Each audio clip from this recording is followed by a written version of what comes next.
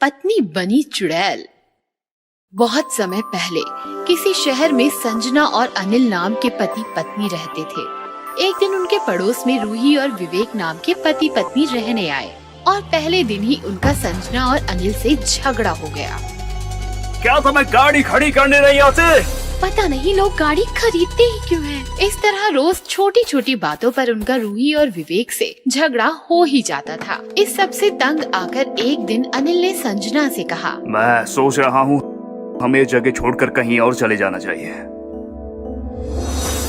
लेकिन झगड़ा तो वो हमसे करते हैं।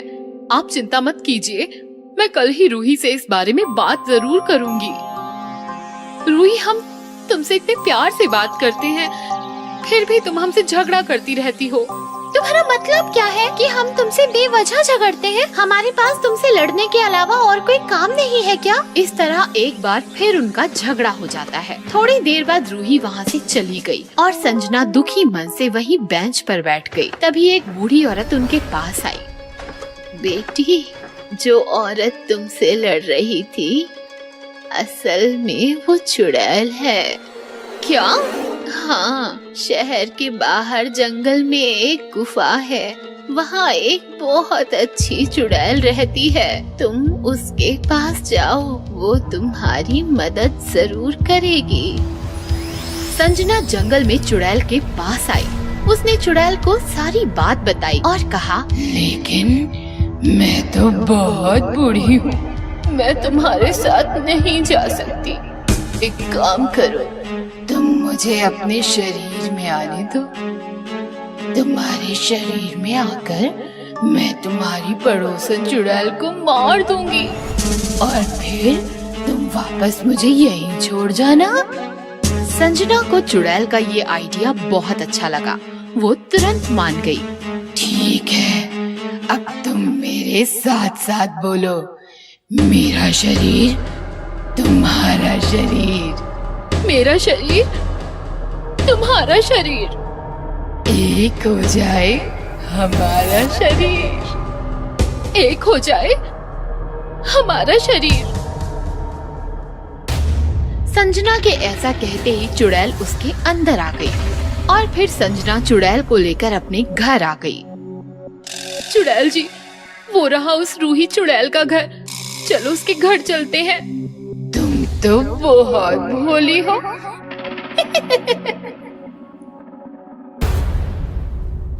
आप ऐसे क्यों हंस रही हो? क्योंकि रूही चुड़ैल नहीं है, चुड़ैल तो मैं हूँ। पार्क में उस बूढ़ी औरत के रूप में मैंने ही तुम्हें अपने पास बुलाया था। क्या? असल में मेरा वो शरीर बहुत बूढ़ा हो गया था, इसीलिए तुम्हारे शरीर में आने के लिए मैंने ये सारा खेल रचा। अब मैं तुम्हारा शरीर छोड़कर कहीं नहीं जाऊंगी। इस तरह चुड़ैल ने जाल बिछाकर संजना के शरीर पर कब्जा कर लिया। उसी रात जब अनिल ने कहीं और शिफ्ट होने की बात कही तो चुड़ैल अपने असली रूप में आ गई और बोली, कौन संजना? मैं तो चुड़ैल हूँ। अब तुम्हारी पत्नी के शरीर पर मेरा कब्जा है। क्या मेरी पत्नी चुड़ैल बन गई? अब तुम्हें इस चुड़ैल पत्नी के साथ ही रहना पड़ेगा। अनिल को कुछ समझ नहीं आया कि वो क्या करे। ऐसे ही कुछ दिन बीत गए। फिर एक दिन अनिल ने एक प्लान बनाया। वो उस चुड़ैल से बहुत प्यार से बात करने लगा। चुड़ैल जी, अच्छा हुआ आपने संजना के शरीर पर कब्जा कर लिया। वैसे भी मुझे संजना कौन सी अच्छी लगती थी। आज से आप ही मेरी पत्नी हो। क्या? मैं तुम्हारी चुड़ैल पत्नी हूँ? हाँ, लेकिन मैं ये सोचकर परेशान हूँ कहीं आपको संजना के शरीर से कोई निकाल तो नहीं देगा। मुझे इस शरीर से कोई नहीं निकाल सकता। फिर भी कोई तो तरीका होगा जिससे आपको खतरा है। ऐसी तो बस एक ही चीज है, वो है मेरी छड़ी, जिसे मैंने अपनी गुफा में छिपा कर रखा है। अगर कोई मेरी जादू की छड़ी तोड़ दे तो मेरा जादू खत्म हो जाएगा और मैं मर जाऊंगी। अगली सुबह जब चुड़ैल गहरी नींद में सो रही थी, तब अनिल चुड़ैल की गुफा में गया और जल्दी से उसकी जादुई छड़ी लेकर आ गया। अनिल, तुम मेरी छड़ी के साथ क्या कर रहे हो? चुड़ैल, अब मरने के लिए तैयार हो जा। ऐसा कहकर अनिल ने छड़ी तोड़ दी। छड़ी के टूटते ही चुड़ैल संजना के शरीर से बाहर आ गई और धीरे धीरे हवा में गायब हो गई।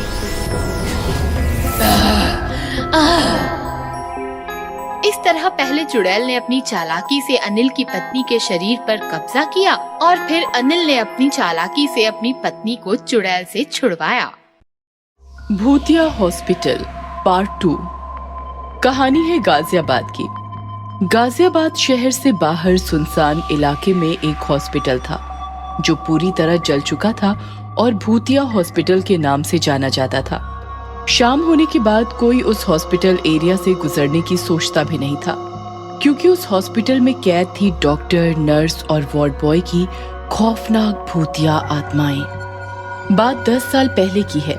गाजियाबाद का वो हॉस्पिटल काफी मशहूर था, क्योंकि वहाँ जो भी मरीज आता वो ठीक होकर ही वापस जाता था।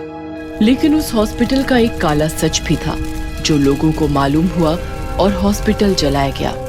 हॉस्पिटल में कलंकनाथ नाम का सर्जन था जो सर्जरी में तो माहिर था, लेकिन सर्जरी के साथ साथ काले जादू का सहारा भी लेता था। मेरे बाबा बच तो जाएंगे ना? डोंट वरी सर, सर्जरी कर रहे हैं। लेकिन ऑपरेशन थिएटर में सर्जरी के साथ काली जादू का नंगा नाच चलता था। ओम ह्रीं क्लीं चामुंडाय विच्चे स्वाहा। डॉक्टर, पेशेंट की धड़कन थम गई है। उसके दिल में अपना सबसे लंबा नाखून फंसाओ। ओम ह्रीं क्लीं चामुंडाय विच्चे स्वाहा। इस प्रकार कलंकनाथ पेशेंट की जान तो बचा लेता था, लेकिन जैसे ही कोई रिश्तेदार उससे मिलने आता, थैंक्स सर, आपने मेरे बाबा को बचा लिया। मैं आपको दुगुनी फीस दूंगा। मुझे फीस नहीं, खून पीना है। काला जादू करने से इंसानी शरीर की भूख बढ़ती है। सर, ये क्या कह रहे हो आप?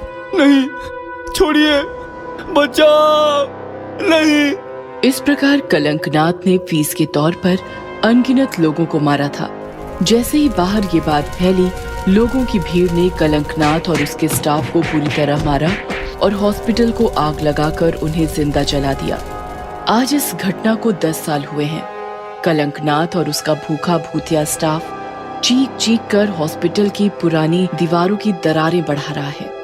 मुझे भूख लगी है, खून चाहिए। सब्र कीजिए सर, कोई न कोई आता ही होगा। गाजियाबाद में नटवर लाल नामक बहुत बड़े बिजनेसमैन थे। उनका इकलौता बेटा अमन किसी एक्सीडेंट के कारण 6 महीने से कोमा में था। नेशनल इंटरनेशनल सभी हॉस्पिटल्स में इलाज करवाया, लेकिन कोई असर नहीं हुआ। फिर नटवर लाल ने तंत्र मंत्र का सहारा लेने की सोची और गाजियाबाद के बड़े बंगाली तांत्रिक से मुलाकात की।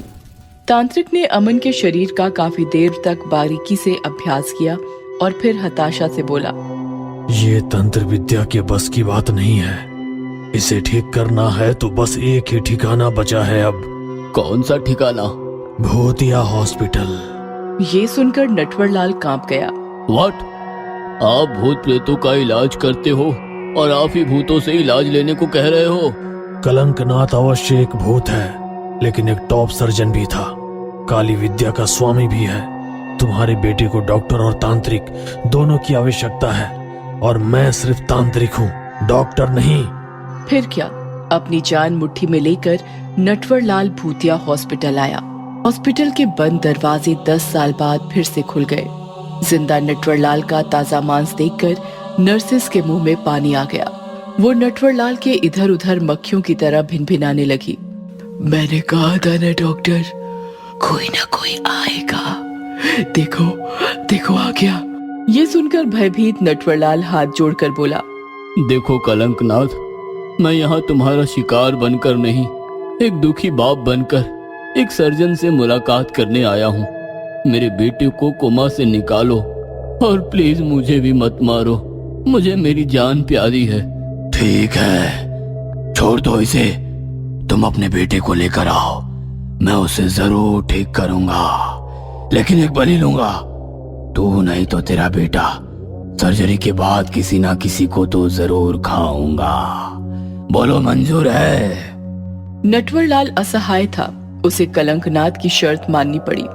रात भर उसे नींद नहीं आई, पड़ा पड़ा सोचता रहा कि किसकी बलि दी जाए, क्योंकि उसे बेटा भी प्यारा था और बेटे से बढ़कर अपनी जान भी। तभी उसके दिमाग में एक आइडिया आया। आइडिया? क्यों ना सर्जरी के बाद उसी तांत्रिक को बलि का बकरा बनाया जाए। तांत्रिक है, तंत्र मंत्र जानता है, बच गया तो कलंकनाथ खत्म, मर गया तो भी मेरे बाप का क्या जाता है।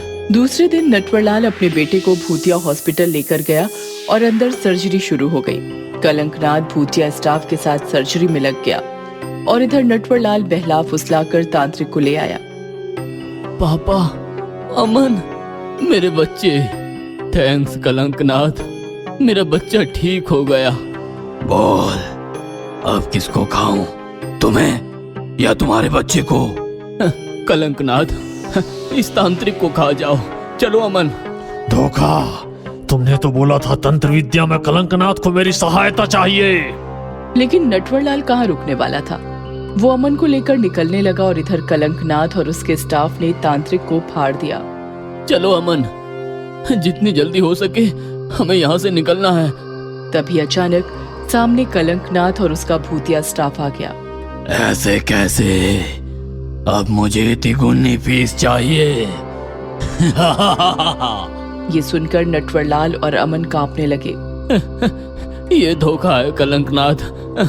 तो तुमने तांत्रिक के साथ क्या किया?